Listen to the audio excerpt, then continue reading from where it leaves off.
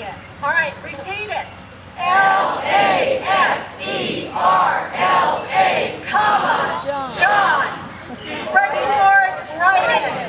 Okay, it's obvious I am here to support my friend and colleague, John LaFerla. We have worked together as healthcare professionals.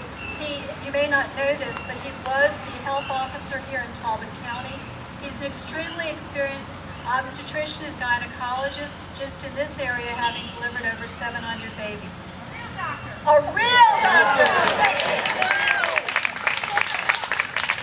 And as we all know, ladies and men, if you can't trust your gynecologist and obstetrician to listen to you, to find ways for you to accomplish your goals, you can't talk to anybody. And Dr. LaFerla is our man.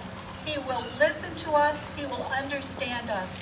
He will take the situations that Dr. Kaufman mentioned earlier, the difficult situations which we still face here in Maryland and in Talbot County.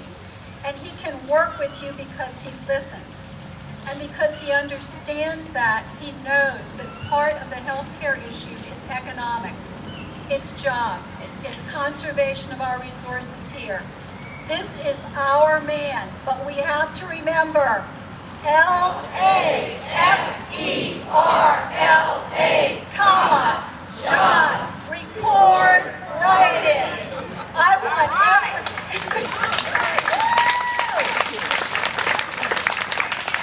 I want every one of you, while you're standing in the line talking to your girlfriends, or when you are on the telephone, I want you to tell every woman and male out there, you need to write in LaFerla,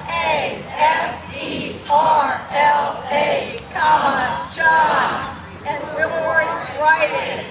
I will tell you, in my office, we are going to hand out index cards with exactly that piece on it. I invite anyone who is in business that can do that to do the same. I encourage you to go out in your neighborhoods, and it's that simple message. This is a man who listens, who will act on our behalf, who is compassionate and understands what we need in the United States Congress to make things work for this country. I am privileged to introduce Dr. John LaFerla.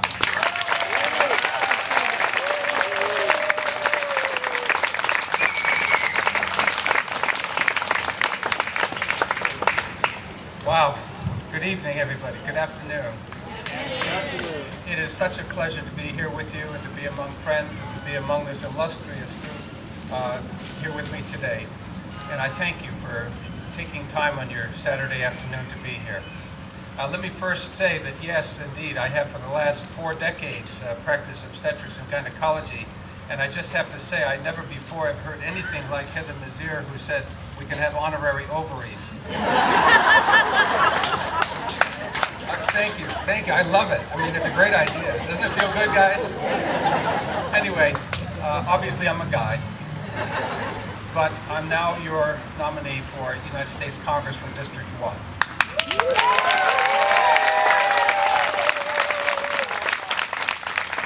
And I'm going to tell you a little bit today about my opponent, who is in fact our very own Todd Aiken. Yes. Yeah, right. And I want to tell you something personal about my own journey in medicine, and then we're going to end. Susan's already taken away about the write-in, thank you very much. And then I'm going to end, I'm going to give you a little mystery here. It's going to be something about James Bond. So, how does that fit in? You think about it. Okay. So my journey, what I want to tell you is that in my life I've had the privilege of working with women, of taking care of women in all different ways, and families. I've had the opportunity to deliver somewhere around 5,000 babies. I say 5,000 because actually I was keeping count and I lost track after 4,000, so that's around 5. But anyway, in addition to that though, just like Catherine Poe, I've been around the world long enough to remember before Roe versus Wade. In fact, I was a medical student in 1969 when I can remember a woman, a 16-year-old woman, I'll never forget it because it was the same as her blood count. The blood count should be around 40, 45, or 16, and that's because she was hemorrhaging, because she had put something like that, actually I think it was a knitting needle, up inside because she was desperate and there was no legal way to end this pregnancy.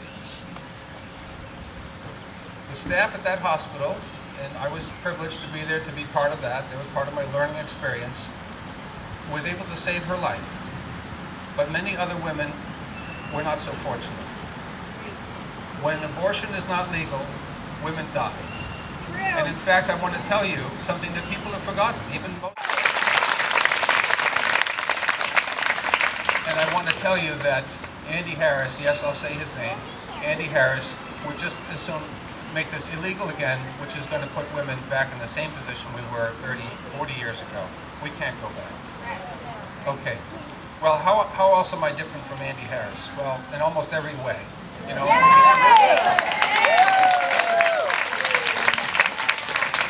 And we can spend the afternoon talking about Medicare, Social Security. I want to thank the doctor. I'm sorry, I can't think of your name. Who talked about Obamacare, and I'll call it that, the Affordable Care Act. Because among my colleagues, I believe that this is going to be a good thing for America.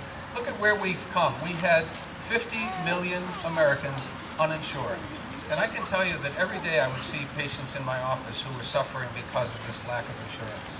They were well off enough that they didn't qualify for medical assistance, but not well off enough that they could have private insurance. They were in that crack, and a lot of people fall in that space in between. There's a big gap there. And they would try and get by without insurance, and then they'd have some medical catastrophe, and very often they'd wind up in horrible situations, even only country, thank you. Where else would this happen, right? If you ask somebody in Switzerland or Norway, you know, do you know anybody who's gone bankrupt for medical reasons, they would look at you like you were crazy. Doesn't happen. Shame, exactly. So we're not going to let it happen. All right, so let me step away from that and just talk a little bit about local politics. And you know this has been a crazy year. And thank all of you who voted for me in the primary. You were right the first time.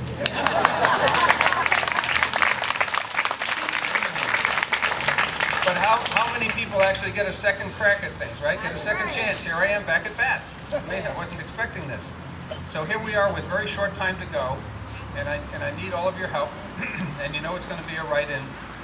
So you're going to have to press the button there that says write in and then put my name in. And by the way, I've been hearing from many people that they're concerned about being able to spell it exactly correctly. And I do thank you for the chant, Susan, that was great.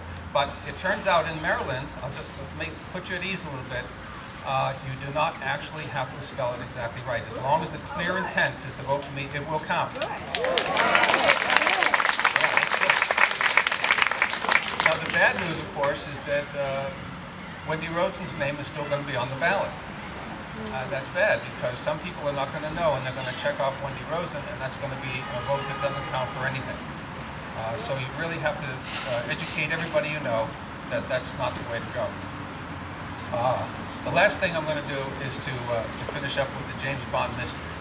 And this is that maybe some of you have heard, because it's been on the news, that yesterday was the 50th year anniversary of the premiere of the movie Dr. No. Sean Connery. And this is important. You might say, well, why is that important? Well, because Dr. Harris has voted no on so many progressive votes that he could vote yes on. That we call him Dr. No.